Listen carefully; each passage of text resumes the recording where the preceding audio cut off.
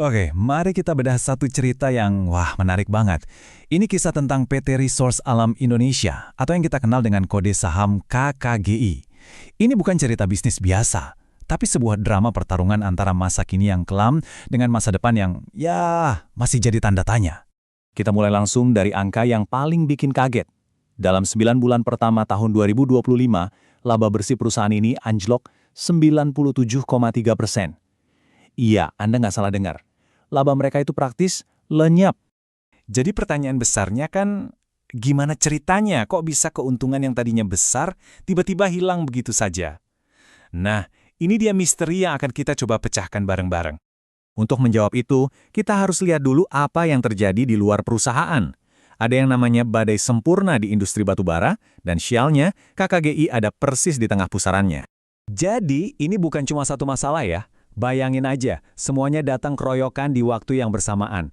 Harga batubara dunia yang tadinya tinggi banget, sekarang balik lagi ke harga normal. Permintaan dari negara kaya Tiongkok juga lesu, belum lagi tekanan dari kebijakan dalam negeri yang makin ketat. Komplit kan? Coba deh lihat grafiknya. Ini bukan sekedar turun, ini terjun bebas dari puncaknya di tahun 2023. Harga batubara ini kan napasnya perusahaan, jadi ya inilah biang keladi utama kenapa pendapatan mereka anjlok parah. Nah, tapi disinilah ceritanya jadi aneh dan jujur aja makin seru.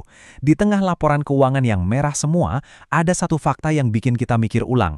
Secara finansial, perusahaan ini ternyata kokoh banget. Kalau gitu, logikanya kan kalau bisnisnya ambyar, kok bisa dibilang kokoh? Duitnya dari mana? Nah, jawabannya itu nggak akan kita temukan di laporan laba rugi. Kita harus gali lebih dalam ke neraca keuangannya. Ini dia, dua sisi mata uang dari KKGI. Di satu sisi, laporan laba ruginya, bikin pusing, semuanya anjlok. Tapi coba kita lihat sisi lainnya. Neracanya itu kayak benteng pertahanan, duit kasnya masih tebel, dan yang paling penting, utangnya kecil banget. Inilah inti dari dilema perusahaan ini.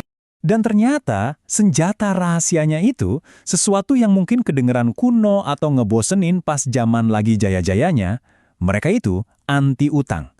Kebijakan super hati-hati inilah yang sekarang jadi pelampung penyelamat mereka di tengah badai. Oke, jadi mereka punya benteng pertahanan. Terus apa rencana perangnya? Mereka nggak cuma diam pasrah. Justru mereka pakai kekuatan finansial ini buat melakukan manuver besar. Sebuah upaya pelarian dari bisnis batubara. Strateginya ada dua langkah. Simple tapi berisiko. Pertama, bisnis batubara yang sekarang ini bakal diperas habis-habisan sampai tetes terakhir. Anggap aja ini mesin ATM terakhir mereka. Kedua, duit dari situ langsung dilempar buat taruhan baru di sektor yang benar-benar beda. Dan taruhan barunya ini nggak main-main.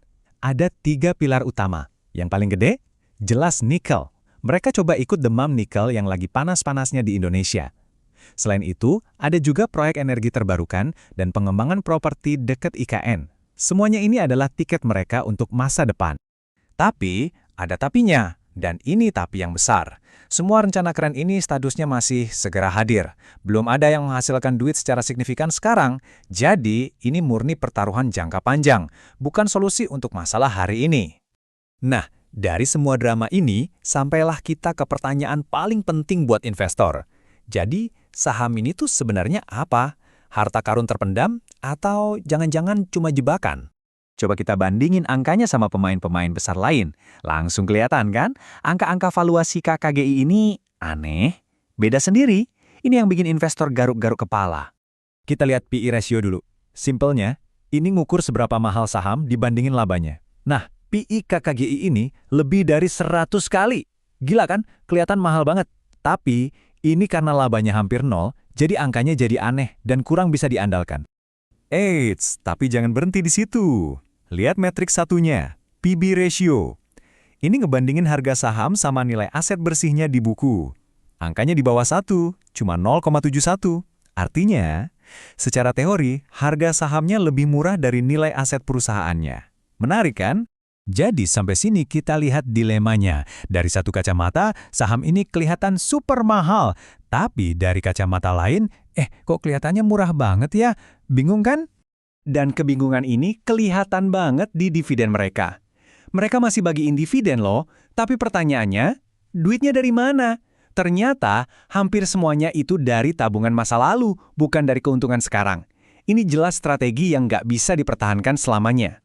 Pada akhirnya, inilah posisi KKGI sekarang. Mereka punya benteng yang kuat, dan mereka punya rencana pelarian yang ambisius. Tapi ini semua adalah balapan melawan waktu. Pertanyaan besarnya, mana yang bakal menang? Transformasi mereka, atau kemunduran bisnis lama mereka yang nggak bisa dihindari? Jawabannya, itu yang akan menentukan nasib perusahaan ini ke depan.